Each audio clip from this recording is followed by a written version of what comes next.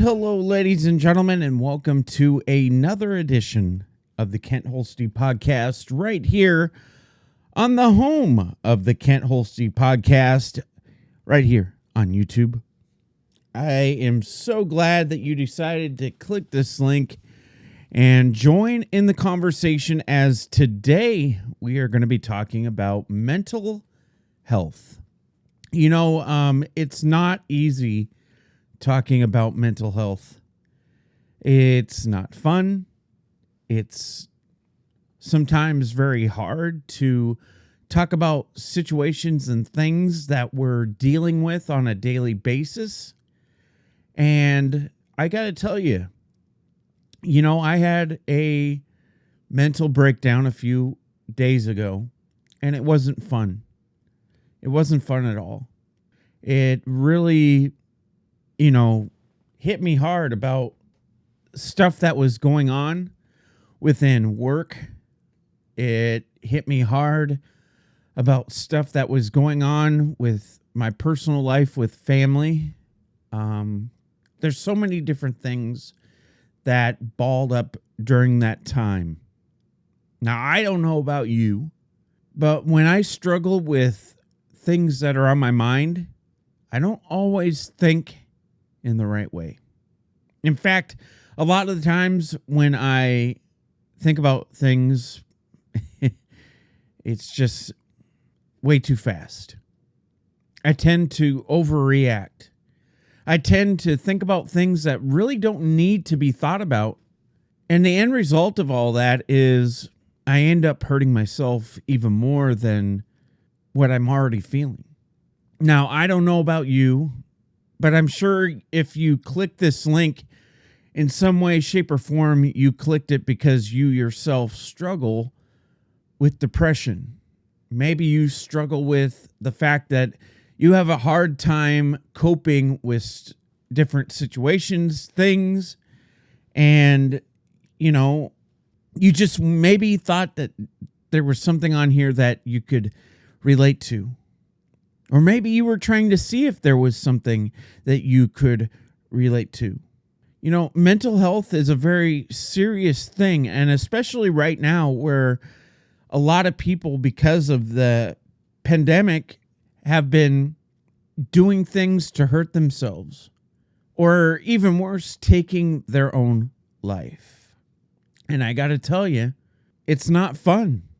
It's not cool to hear all these different stories and situations of people struggling. And I wanted to talk about mental health today because there's just so much of it going on. And the issue that I feel that could resolve the issue more is if people talked about it. And the thing is people try to avoid talking about their feelings. People are told not to talk about their feelings publicly, and I don't understand why. And if there's one thing that you've learned, or if you've just started listening to my podcast that you'll learn about me, is I've always been honest about my feelings and my emotions. And that's only because this has been the only way that I've been able to move forward and try to get past the hurt and the pain of what I endured the last 4 years. And it's helped me. And I realize when I don't do my podcast and I don't have a way to kind of talk my way through my day-to-day emotions and feelings, I feel like I'm more stressed. And to be quite honest, think about how long it's been since I've produced a podcast. It's been a while, right? But after I talk about things, and it's funny when you talk about your feelings and emotions, it's funny what you say to give advice. And then you stop and you think and you go, did I really just say that? I had the answers the whole time. I just needed to think it through. And a lot of the time when we're going through these feelings and emotions, we don't think things through. In fact, we just rush. We We rush to try to get past things because we don't want to deal with the feelings and emotions of right then and there. We just don't want to. And why is that? Why do we feel like we have to rush through and just go and move on? I think it's because of the fact that that's how we live our lives on a daily basis, is a fast-paced world. It's what's expected, not only within our jobs, but sometimes within our own relationships. We feel pressured. We feel rushed. We feel like we need to get to certain things at a certain time, at a certain pace, whatever the case may be. But as we all know, rushing doesn't do any good for us. Rushing just makes things worse. Rushing just makes it seem like we have no plan. We have no agenda. We have no itinerary. We just do things on the limb of things and hope that things go well. You know, when I think about my mental health, I think about all the things I go through, not just emotionally, but the things that I deal with mentally. You know, I've been very open that I now suffer from PTSD. I have nightmares, night terrors. I just find it hard to not have a night where I don't have dreams about certain people, certain events, certain things that just obviously have taken its toll in my life. The loss that I've had, the pain of what some people have said to me in the past. You know, I have for years tried to figure out why I let people's words affect me so much. The comments that people have said, the criticism. You know, I've always wanted people's respect. And it seems like sometimes I try maybe a little bit too hard to try to get people's attention. And it's not even about having their attention. It's about having their acknowledgement that I've done and did things the right way, that I have their friendship, that I have their trust. And sometimes I fail at it and sometimes I don't. And, you know, it's just something that has always been in my mind. And I think a lot of it has to do with being adopted. It very well could be that. And the reason is because I never had that attention from my birth mother, my birth father. I didn't have that bond. So I looked for that bond in other ways because, you know, that's what I felt like I needed. And I'm not saying that my adopted family wasn't enough, because in all honesty, they gave me a lot of attention, and a lot of it had to do with the problems that I had growing up as a kid. And now that I'm an adult, you know, just recently someone put it into perspective as to why maybe the relationship between my adopted brother is not as great as what I would like it to be. And they put it as, you know, maybe your brother has some feelings of animosity against you because of the fact that you were taking a lot of the time and the energy and the attention away from him, because their focus was more on you because of your issues that you were having as a kid. And, you know, I never looked at it from that perspective before. You know, maybe my brother is upset at me and looks at me as that kid that was a troublemaker, you know, caused a lot of pain between my parents and I, and took that time that he felt maybe he needed them.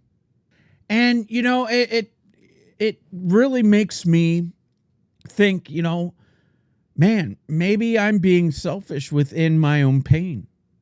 Maybe the depression I've had is so intense that it's making me feel like I've needed more, but in reality, maybe I need less. And I love my brother, and a lot of the pain that I have, that I've carried for many, many years, is the fact that I haven't had the relationship that I've wanted to see from the two of us. And yeah, there's a 10-year gap between us, and it's whatever, that happens. Siblings who have that much of a age gap don't really tend to hang out, but at the same case, there are families that I see that do. And all I've ever wanted was that bond to have with my brother, where I could talk to him and joke around and talk about sports or whatever. And, the one thing that I had to realize is, maybe that's not in this type of relationship. Maybe that's not how it was meant to be. And that's something that I got to learn to cope with. And, there's so many different other examples of what things can cause when you don't talk about your feelings and your emotions that cause these thoughts, these issues of having mental health, that cause you to be depressed, that cause you to be sad, that cause you to clam up and not talk about things. One of the biggest things that I've had to have on my heart, and the biggest thing that I've struggled with within my mental health, is the fact that I failed as a father. I failed as a husband. I failed as a son. I failed as a grandson, a nephew. But I've also failed myself in such a way that I sometimes just beat myself up. And just recently, during this breakdown that I had, I just can't get over the fact that because of a situation with a family member right now, I feel so much responsibility because of it. I hold a lot of pain because I know that if I would have been a better person, none of this would have happened. And the fact that some people that are important in my life have more to have on their shoulders is very frustrating to me because they don't deserve it. I just don't know why I let myself for so long treat people so unfairly. And now that someone in my life that is important to me is causing so much trouble and so much frustration, it really hurts me because I do feel like it's my fault. And sometimes you just need that person, that one person that knows the situation, that has seen the change that has come from my life firsthand, to kind of get you to realize that, things happen. You make poor choices, but it's not the end. You take the right steps and you have faith that something is going to happen to where things get better. And you just pray. You pray that things get better for yourself, for other people, and you work hard to do the best that you can. For the longest time, I held something on my life that didn't need to be because it wasn't my fault. And I've talked about this example many, many times within my podcast, and it's about my grandma that passed away when I was in first grade. I thought her death was because of being embarrassed by me, and that wasn't even the case. And I held that on me for the longest time until I realized she wasn't embarrassed. She just had a health problem, and I should have known better. There's other things where I let things control my thoughts. of, there was a time that I've told you before about someone from my church at the time told me that in my future, I would live on the streets. I'd live in a cardboard box because I wasn't good enough.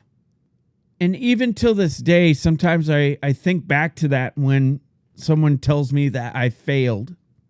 And I don't know about you and how many of you, when you hear someone say something to you that brings you down, you think about something that happened in your past that was painful. And you bring back all the times that someone in some way, shape, or form used that same type of sentence to you. And you let it just ball up and hit you. It's almost like when there's an avalanche and you see all that snow heading right towards you. And the next thing you know, you're covered with all that weight of the snow. You feel trapped, you're buried, and you feel like there's no way of getting out. Because you've heard so many times that you're not good enough. Maybe it's because you had a job, and according to their eyes, their vision, you weren't good enough for that position, so they took it from you. Maybe you beat yourself up because you were brought into a situation to try to change things, to make things better because they believed in you at the time that you could change something and turn it around so it wouldn't fail. But before you know it, it was too little too late, and they take it from you and they shut it down.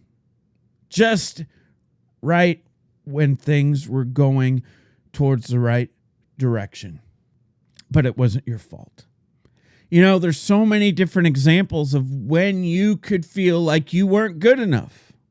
But what do you do in these times when your mind gets into these bad spots? And on this podcast, I call it moments of weakness. When you feel weak inside. When you feel like you just can't do it anymore, that you just don't have the drive to go farther than what you know you can. Life is about doing whatever you can to make the most out of something very little. But at the time that this happens, you feel like it's a big deal. You make it bigger than what it should be. And in this whole time when you're feeling stressed and you have all this anxiety, you feel like you have all this weight on your back, you just need to take that time to step aside and reevaluate things and talk it through to yourself or to someone else that you can trust and rely on. And then you see that it's not that big, that you can overcome and that you can succeed. It sounds like it's impossible, but it is possible. You just got to believe and have faith in yourself. When I was talking about my breakdown that I had earlier, the things I had to remember is the advice that I give to you. How do I always end the podcast? Think and be positive. Do what you can, not what you can't. But the most important thing I say is that I believe in you. Don't you think you should too? Let's go through each of those, right?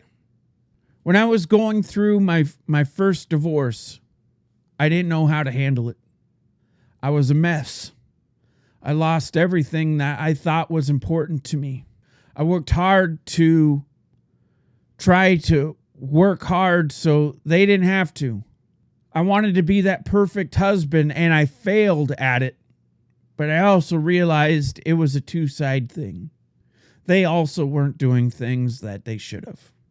But I was beating myself up because I thought I wasn't good enough for someone to do and give so much, but to be treated as if my feelings and my thoughts and the love and the care that I had for them did not matter, that it wasn't good enough for them to stay faithful and true, that I wasn't good enough.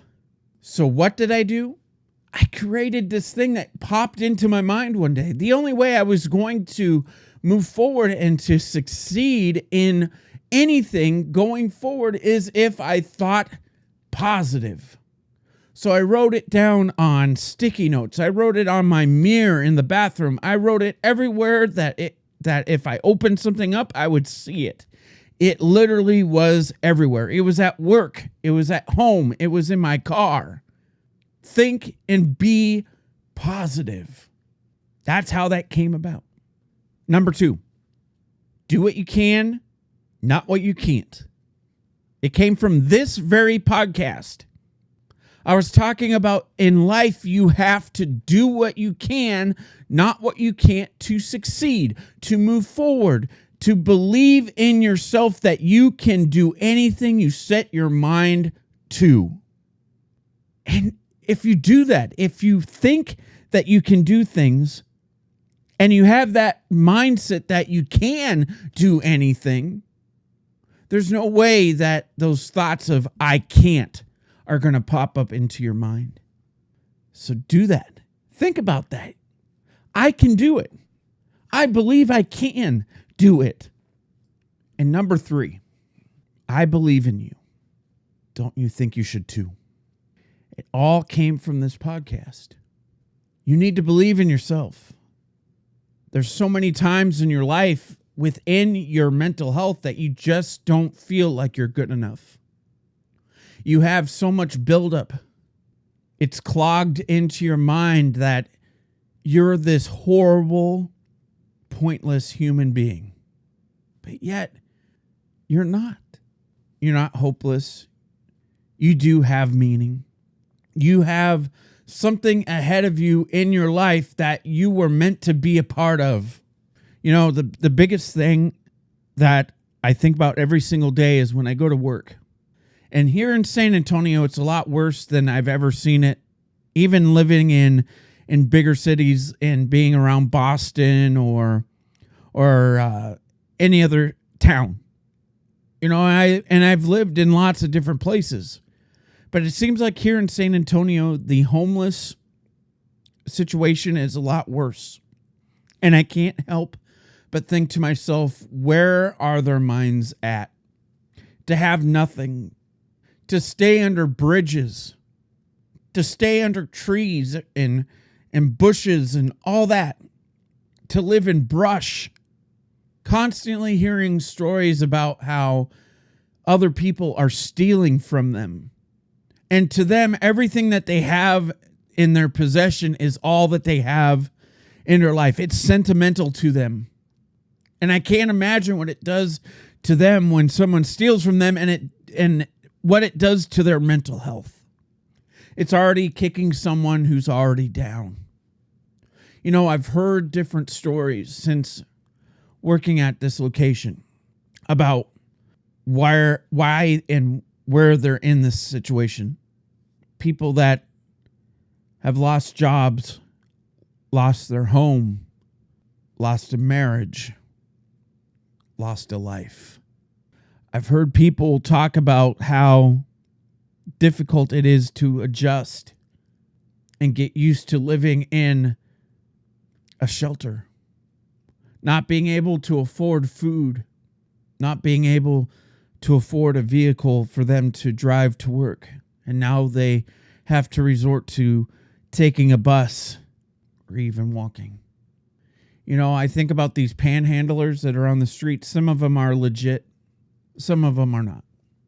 But the ones that are legit are trying to make money so they can pay to stay in this place that they have to pay a certain amount in order to stay there.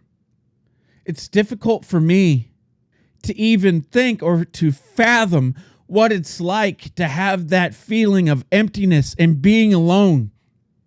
It has to hurt their mental health. It has to affect them in ways that are unthinkable. But yet, here we are sitting on the outside looking in. And what makes this situation worse for these people with mental health is there's so many people that walk by and look at them and see that they are in hurt, that they are in pain, and yet no one takes the time or the effort, the few seconds that it takes to say, what can I do to help you today? Where are all the good Samaritans in this world? Where are they? Because these people are in need of help. And not all of these people are bad. Yes, some may have a criminal record. They may have made poor choices in their life, but who are we to judge them? They are still human. You see, our mental health is more than just being upset and feeling depressed and angry and holding all this pain and anxiety every single day. It's the mental health of people not thinking about other people before themselves. We talked about joy in the past.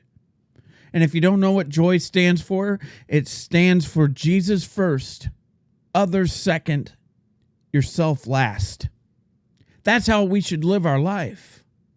And imagine if we did that every single day, thinking about Jesus, living a life that he would be proud of, going to church. And if you don't believe in going to church, at least reading your Bible and praying and asking for forgiveness and staying on the straight and narrow, and to be more summarized, being on the lifestyle of being straight edge, not relying on alcohol or drugs. Let other things be your addiction that are healthy, like enjoying life, going to a park, going and on a trip and seeing the wilderness and thinking about how amazing it is and how lucky we are to live in a world where there's so much different areas and different styles of living and lifestyles. And think about the other part of the word joy, of others, getting to know people, actually holding a conversation and learning about them instead of assuming that they are a bad person. Because others are going to try to convince you and say things to try to get you to hate another person. They're going to try to say things that will try to get you to feed into that negativity just so that other person can feel whatever they need to feel. And what is the point of that? We should be living a life where we can encourage others to believe in themselves. And instead of being negative and causing drama and making assumptions and saying that person is that and this is what they do, yada, yada, yada, we should be saying that person is a good person. They've made mistakes, but they are still a good person. They have good in their heart. These people that live on these streets, who knows what their story is? But do you take the time to know them? Talk to them? No. You sit in your car, you roll up your window as fast as you can, and you put your shades on so they know that you're not looking at them or trying not to look at them, or you don't have glasses and you do it anyways, and you just are placing that assumption that these people are bad, but they're not. But what about other mental health issues? People who feel like there's no other option. They feel like they've screwed up so much that there's just no other way to go about it but to take their own life. Let me tell you something. Failure is only temporary. You have the opportunity when you fail to get up, to wipe the dust off your knees, and to make the most out of that opportunity. And the question is do you do that? Chances are no. You let that failure eat at you. And you think that there's no end to it, that it's just going to keep on going. And that's because you don't put any effort to change it. Chances are you don't believe in yourself that you can change it. So remember, failure is temporary. You know, we talked a lot about what's been going on with my life. We talked about stress. We talk about failure. We talk about feeling like we're being attacked emotionally. A lot of these things create these things that hurt us so bad that our mental health starts to dwindle, starts to shrivel. Kind of like when you don't give a plant nourishment. If you don't have the nourishment in your life to believe in yourself, surrounding yourself with good people. If you don't surround yourself with people that care, that believe in you, that are going to give you good advice, then you're going to continue to have these thoughts. But the biggest thing I can tell you is if you're having issues with your mental health, the best thing you can do is talk about it. See a therapist. And if you can't afford a therapist, go talk to a pastor. Go find someone that you can trust. You know, in a lot of different states, they have a crisis line. And it doesn't mean that you have to be suicidal, but there are people that are there to listen and to try to help you. And I highly suggest that you do that if you have those type of feelings. Because let's face it, the longer that you keep your emotions to yourself, the longer you're going to struggle. The longer you're going to find it's hard to get past the things in your life that hold you down. Today is the time. Today is the place where you can turn your life around by believing in yourself. Where you stand up and say, you know what? I don't care what people say about me and my character and who I am as a person. I don't care about what damage someone has done to my life.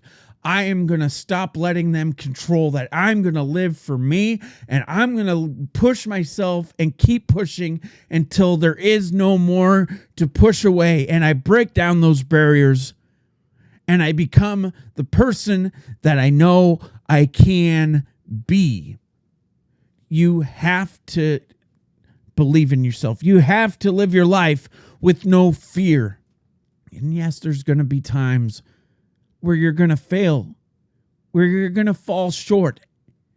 But believe me, there's going to be more times where you succeed. There's going to be more times where you're going to look back and go, holy moly, I actually did that. I conquered my mental health. I overcame the odds. And I did it. And I did it with pride. I didn't let those people get into my head. I did it because I did the right things. I took the right steps. So how do we fix things? Number one, we talked about surrounding ourselves with good people. Number two, we talked about going to a therapist or a pastor. Number three, I suggest writing all the things that you feel negative about yourself down on a piece of paper. And try to write down on a separate line, splitting it in half on the paper, all the positive things you feel about yourself. And then after that, crumble it up, throw it away, burn it, whatever you got to do. Number four, I don't care what it takes, but if you need the help, go see a doctor and get on medication to help you, because that's what I did. I needed some tuning on my medication to help me because I know I need help. And I've never been one to actually think about wanting to commit suicide. I've said it as a way to try to persuade someone to change their mind about things, but and that was a big mistake, by the way. I shouldn't have done that. But physically, I could never do it. And the reason being is, number one, I don't like pain. So the thought of me doing something that potentially could fail and not work, and me, living in pain or being paralyzed or whatever because of a stupid idea does not make sense to me. But also, I think about the people I would leave behind and what they would think, and the legacy I would leave behind by doing something stupid like that. But most importantly, I just don't believe in it. I can't do it. But there's been times where I could have very well chose to take the easy way out and hurt myself. And I'm glad that I don't have it in me to do that. Because I look on the news and I see all these news stories about people committing suicide. And I think to myself, how could they do that and leave their family, leave their friends? A few years ago, I lost a couple of people that I knew from high school. and they committed suicide. And I don't know about the people that knew these people as well, but it deeply affected me because I cared about these people. They were at one point my friend, or they were someone that were a mentor. You know, I really wish that people would take the time to think about what they're doing before they do it, because your life matters. We talk about all this stuff about this life matters and that life matters, and we hear all these people proclaiming that this is how it should be. But in reality, every life matters. It doesn't matter skin, race, whatever. If they have a disability, we're all human. We all have our flukes. We have our flaws. We were made not perfect. And for people to say that one deserves better than another is a bunch of BS, because we all deserve equal rights. We all deserve to be treated the same way. That's just how it was meant to be. So take the opportunity to get on medication if you need it. I got off track, sorry. Number 5, I've talked about this many times, and it's very important that sometimes you need to back off, take a break, go to a place that calms you. Go to a place that makes you feel like yourself again. A few weeks ago, I went back home to Montana for multiple reasons, but a major part of it was to regroup and to figure out where I needed to be. And I'm glad I did, because it gave me the chance to realize that sometimes you need to look at life and go, what adjustments do I need to make? What am I lacking that I could do better at? And sometimes you just need to figure out who you are as a person and where you came from, to give you that motivation to find where you need to be in your life. So do that. As always, if you are going through these same things and you've succeeded and you have been successful, please put in the comment spot what you did. Now, this isn't a time to bash or say things about other people to hurt them. That's not what this is for. This is a place to be a community and to be respectful and kind to one another. So do that today. Give that advice. Share your thoughts, comments about this, and be that person. Remember to think and be positive. Do what you can, not what you can't. And I believe in you. Don't you think you should too? And if you see someone who served our country, whether it be police, military, fire, or even the hardworking people in our medical centers, please give them an elbow, fist bump, or even a handshake. Let them know how much you appreciate them. You never know how much they might appreciate that one random act of kindness. So do it today. And until the next time we meet, thank you for listening to my podcast. Don't forget to like, share, comment, and subscribe to the YouTube channel, ringing that bell so you can be notified of all the great content that gets put on here, including pro wrestling unboxings. And you know what? I have a big announcement coming soon about a new show that could be coming to the podcast. So thank you for your time. I appreciate each and every one of you. You're not just my friends, you're my family. So God bless and have a great day. Be safe.